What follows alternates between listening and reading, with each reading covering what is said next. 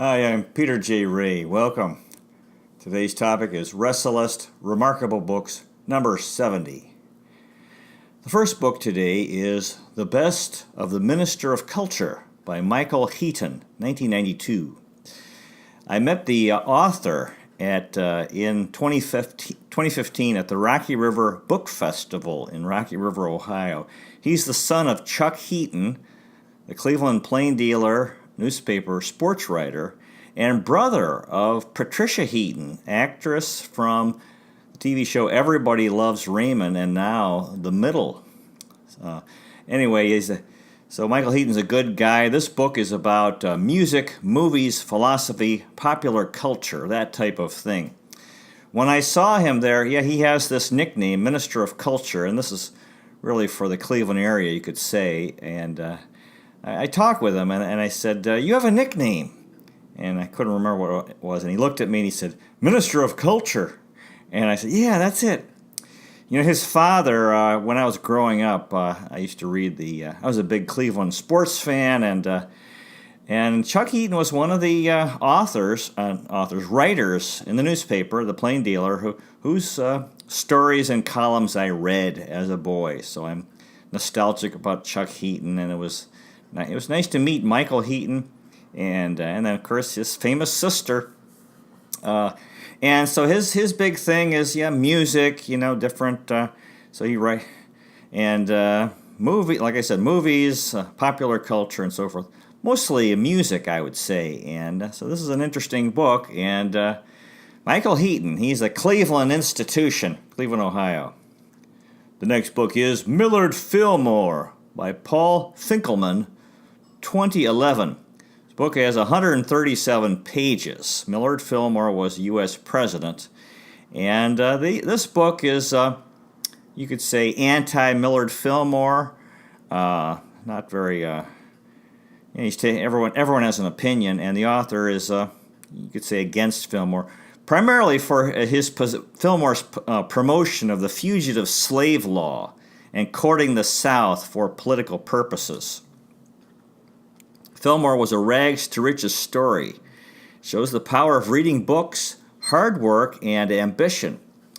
He was elected vice president in 1848 when Zach Taylor was elected, and then Taylor died about a year and 4 months into his term, so that meant that Fillmore took office, I believe in 1850, and served the last 2 years and 8 months. And the fugitives, our country was on the road to the Civil War. Slavery was more and more of a divisive issue, and then, a lot of slaves were leaving the South, escaping to freedom in the North and in Canada, and then this fugitive slave law was passed, which was very controversial because what it meant is that folks in the North, the authorities in the North, had to assist slave catchers who were trying to recapture or capture escaped slaves. And a lot of folks in the North were very offended by it, because it was almost like an extension of slavery into the North. And they were already against slavery. So this was one more thing that kind of, you could say, led to the Civil War. And Fillmore supported the law for his own reasons politically, because he thought that, he had to appease the South. And anyway, so this was... He is a very interesting fellow from Buffalo, New York, and he grew up poor and became president of the United States because of he loved reading books. That was one of the nice things about reading about him. Very hard worker, very ambitious, and so an interesting story. He was just president at this very tragic time in American history, and because our country was getting closer to the Civil War, and slavery was this very, very divisive issue. The next book is The Last Boy, Mickey Mantle and the End of America's Childhood by Jane Levy, 2010. What a title, The Last Boy and the End of America's Childhood. I really enjoyed this book. Mickey Mantle is the famous New York Yankee baseball player during the 1950s and 1960s. He was from Commerce, Oklahoma. He's a very tragic man because he was an alcoholic, and he only stopped drinking too late, because he died because of all the toll that drinking placed on his body. And he was not a good husband or a good father, but beloved by millions.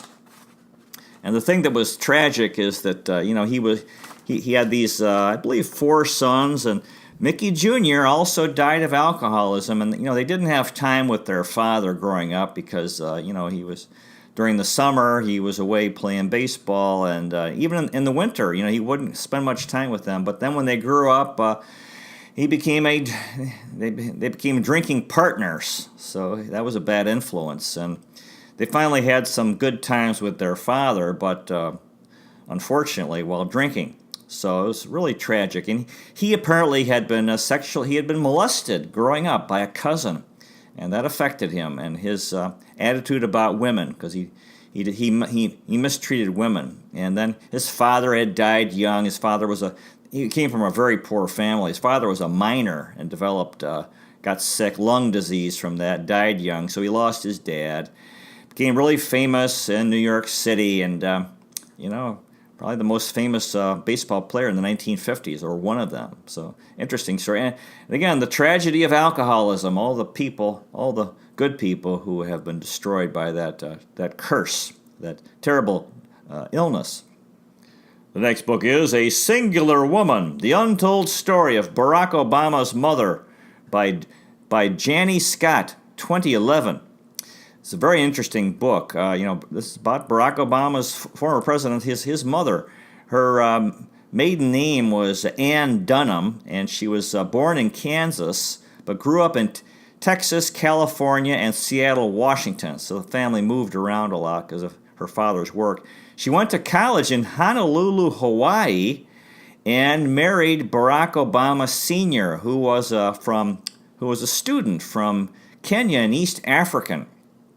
And they had a child. They had one child from in that marriage, who became President of the United States, Barack Obama Jr. And that the marriage didn't last very long. Later, she married an Indonesian guy named Lolo Sotoro, and had a child with him named Maya. And she lived most of her life in Indonesia as an anthropologist. She loved craft industries like blacksmith and basket weavers. She loved small town Indonesia, and she worked in third world microfinance. And then eventually she spent some time living in New York City. Again, connected with third world finance. She died at age 53 of cancer. She lived an interesting life. Another American in the third world. So I had that in common with her because of my 20 years in the Philippines, and she never learned how to drive. And actually, if you look at former President Barack Obama, he had a lot of tragedy because he grew up without his father, and because his father went back to Kenya, and his mother actually, she went to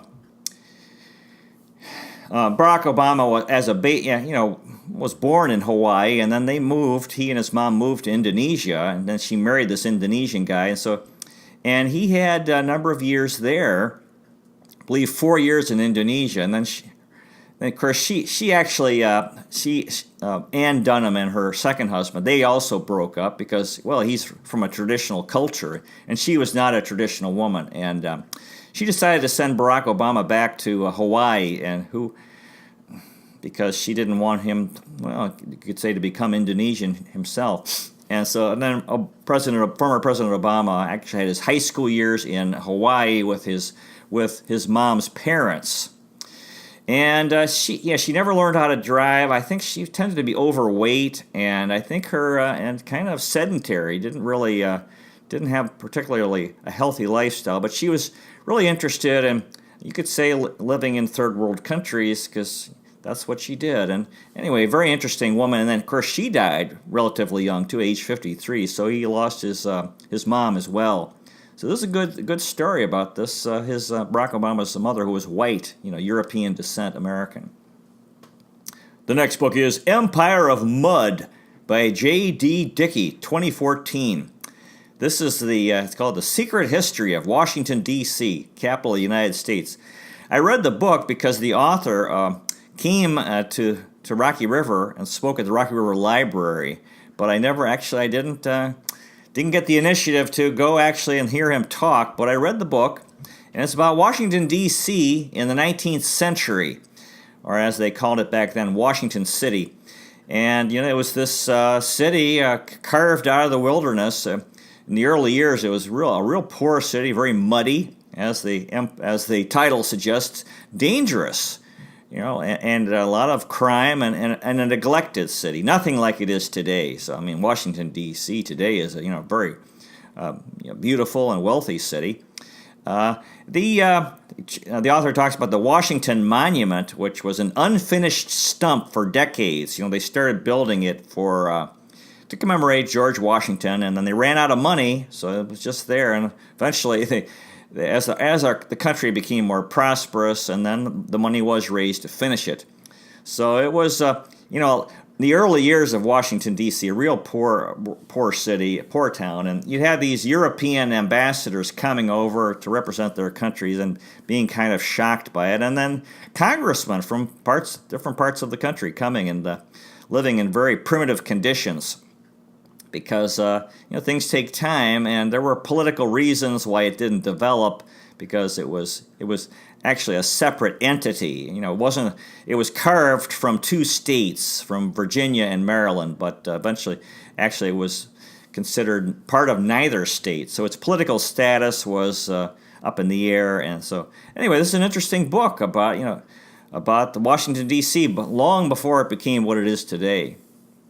The next book is Martin Van Buren by Ted Widmer, 2005. This book has 172 pages. I really enjoyed it. Very well written, outstanding book. It's about the 8th President of the United States. Martin Van Buren, elected in 1836, served one term from 1837 to 1841. He was Andrew Jackson's biggest help, his predecessor, the 7th president. And the author makes the case that Martin Van Buren is the founder of the modern Democratic Party. They called him Old Kinderhook because he was from Kinderhook, New York, and apparently the word "OK" comes from that. That's the acronym of his nickname. They called him OK. And he was a master of New York State politics. Martin Van Buren came from a very poor background. And boy, did he work hard, and he got into politics, and as I said earlier, he's considered the founder of the modern Democratic Party because he started doing things for the Democratic Party which hadn't really been done before. He really was an organizer. He put together voting lists and worked to get newspapers support and articles and affecting public opinion and, or getting out the vote, getting people to vote, and all kinds of different things, which is what we consider politics today. You could say he's invented what's modern democracy. We know Thomas Jefferson's the founder of the Democratic Party, but Martin Van Buren really was the guy who made it what it is today. Because all the things that have to be done in an organization, and He communicated with a lot of different politicians, and he promoted the idea of loyalty to party and having different meetings and especially during presidential campaigns, having events, activities, and so forth. Actually, there's an interesting story about the television program Seinfeld had this funny story about the character Kramer, who inadvertently raised 8 fingers in the air, which it's just a story. They made it up. And this was supposedly there was a secret society in New York City, and that was the sign for Martin Van Buren. And so Kramer ends up joining this secret society that supports or believes or reveres Martin Van Buren.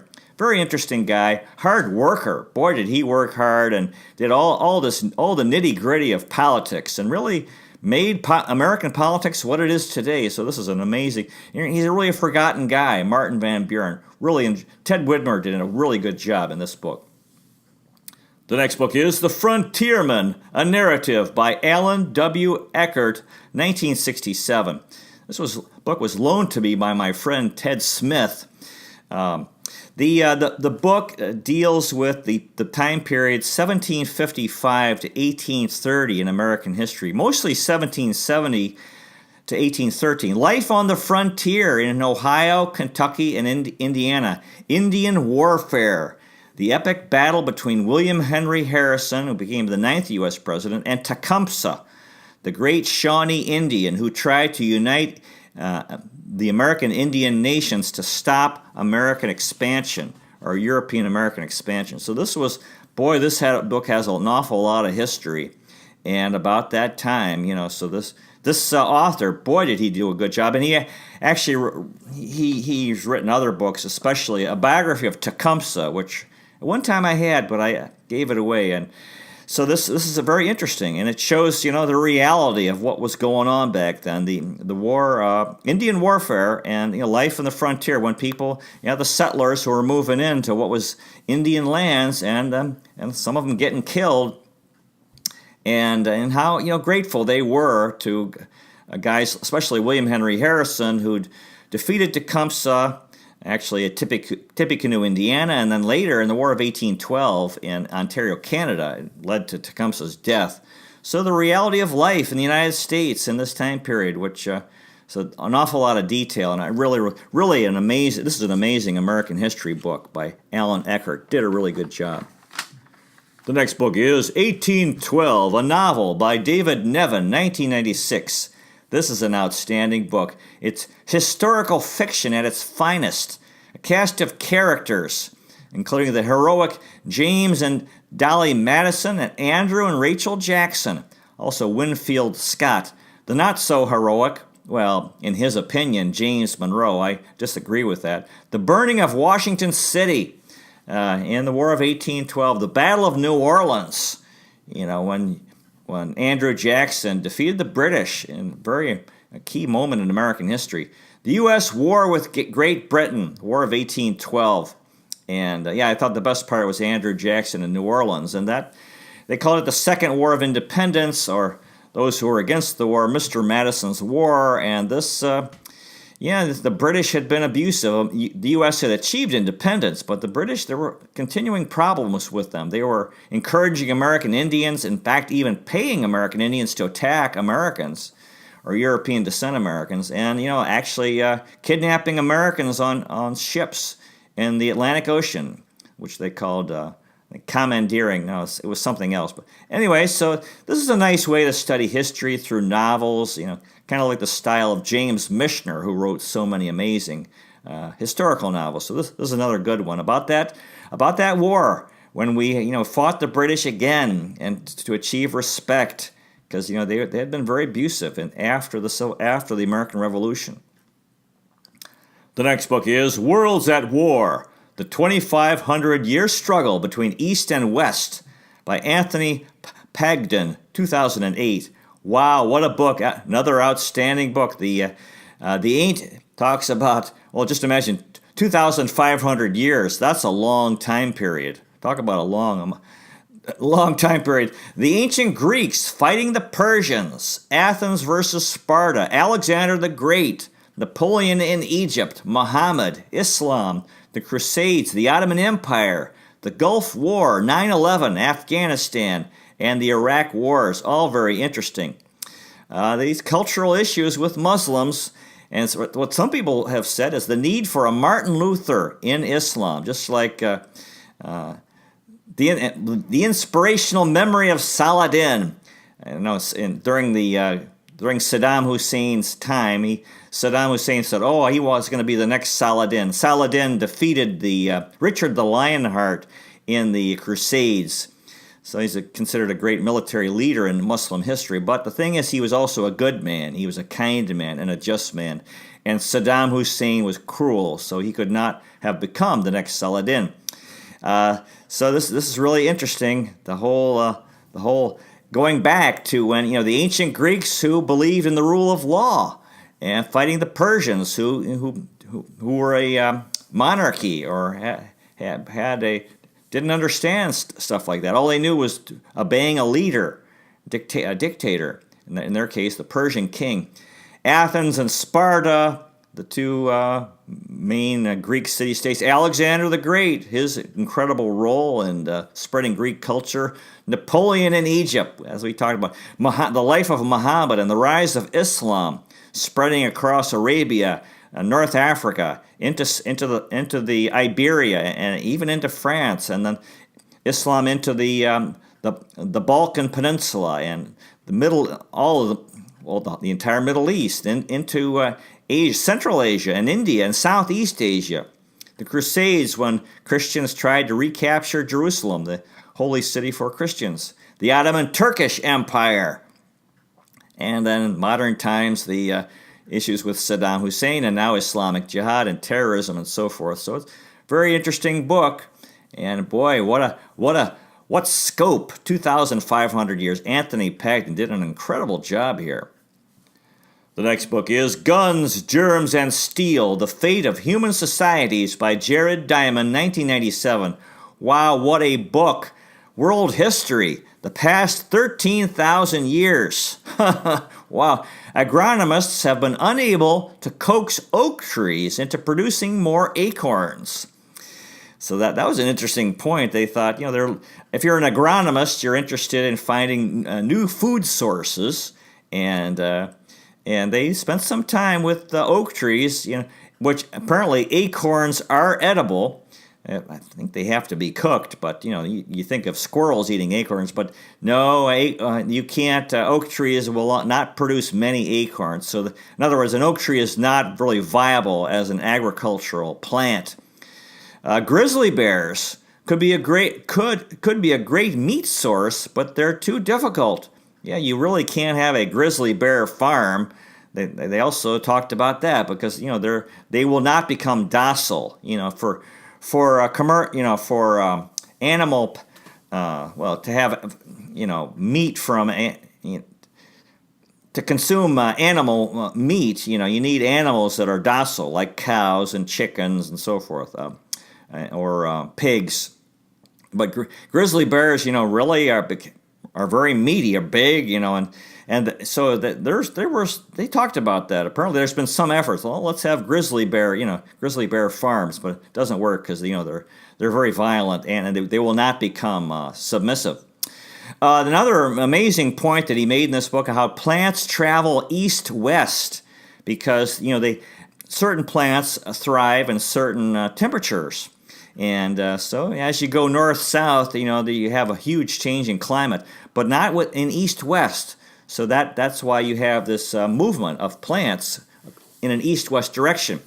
And this is why, and if you look at Eurasia, the world's largest landmass, Europe and Asia, this led to more plants being available for food and more farming, more food, and more innovations, and eventually the European conquest of the world. You say, well, why did these countries, Spain, Portugal, Great Britain, France, Holland, Belgium, why did they conquer? How did they conquer the world? And a lot of it has to do with their location and the fact that they did have more food. If you look at Africa, it's a north-south continent. You can't have that type of movement of plants. And look at North and South America. You can't have plants moving from North to South America because of the changing climate. So that's why the Americas and Africa lagged as north-south land masses. This is a challenging book, not easy to read. Jared Diamond is a very smart guy, and anyway, I'm glad I read it. I read one or two more. He's a very smart guy. This book really is you have to make some effort. It's not easy reading, but this is a very interesting book. I really enjoyed it. The next book is 1812, The War That Forged a Nation by Walter R. Borman, 2004.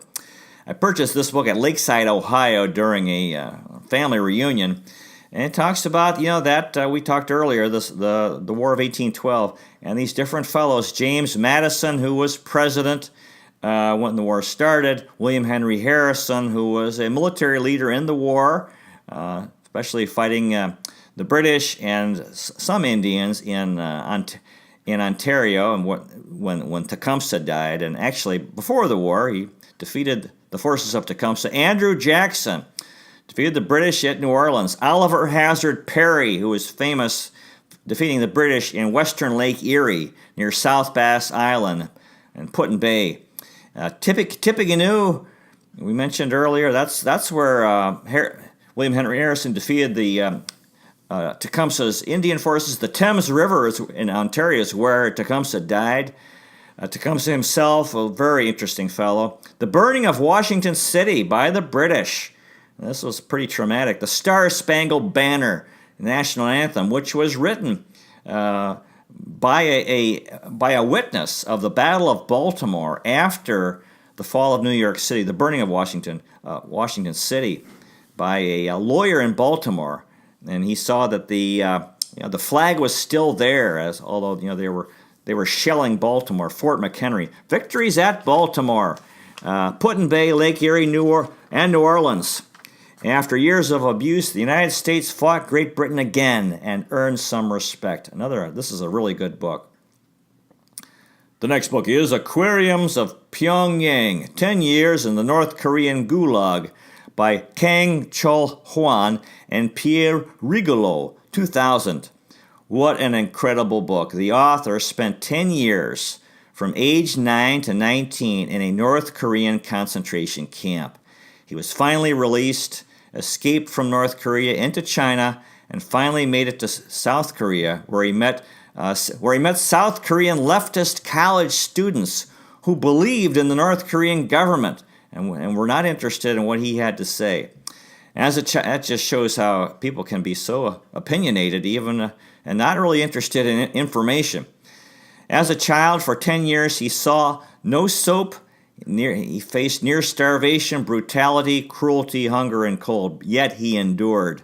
Wow, this is an incredible book. And the author's grandmother, the family had been living in Japan. They were Korean immigrants in Japan. And then back before the Second World War, I believe. And then when they learned about North Korea, and the grandmother was very idealistic.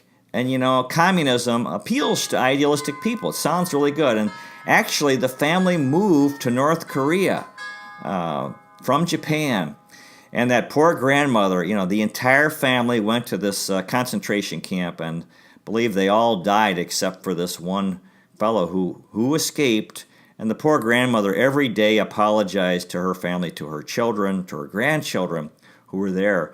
So this is really something, and what this guy went through. And the North Korean government, which has been such really, I think, the worst government in the world, and up till now. So, having peace with North Korea, well, some people think that's something really good, but it doesn't end the suffering of the North Korean people. I would be in favor of war, a war of liberation, an American attack on North Korea. And the Chinese really should be ashamed of themselves, the Chinese government, for their support, because without Chinese support, the North Korean government would fall. And, this is just something that's unacceptable, the suffering of those people. And hopefully, that government will be overthrown by the people of North Korea, because they are changing. A lot of them have left, and they actually have cell phones, so they are learning more and more that they do have a really bad government, especially during the years when millions starved in North Korea in the 90s. So this is an amazing book. I highly recommend it. It's really good to face reality, face what's going on in this world, and especially in the country of North Korea. The next book is First They Killed My Father, A Daughter of Cambodia Remembers by Lung Ungi 2000, or Lung Ung. This is another outstanding book. The author was a 5-year-old girl in 1975 living in Phnom Penh, Cambodia, Southeast Asia, with her 6 siblings and parents in a middle-class family when the Khmer Rouge and Pol Pot took over the country. They were forced to move out of the city into the country. Her parents and little sister were murdered by the Khmer Rouge. Another sister died because they didn't have enough to eat. Now, the author and the rest of the family nearly starved and endured a horrific nightmare. Eventually, she made it to a refugee camp in Thailand and moved to Vermont, United States with her brother. Long On, from age 5 to 9, witnessed the killing fields of Cambodia, in which the government murdered 25% of the people. But she survived. God bless Long On. Yeah, she was going to high school in America and going to pizza parties, and she'd been through this unbelievable experience. And so anyway, and this is really a powerful book. It appears we're out of time. Thank you so much for watching. I really, really appreciate it. God bless you. God bless the Philippines, America, and the whole world. Hope you find a good history book to read. Take care, and I'll see you next time.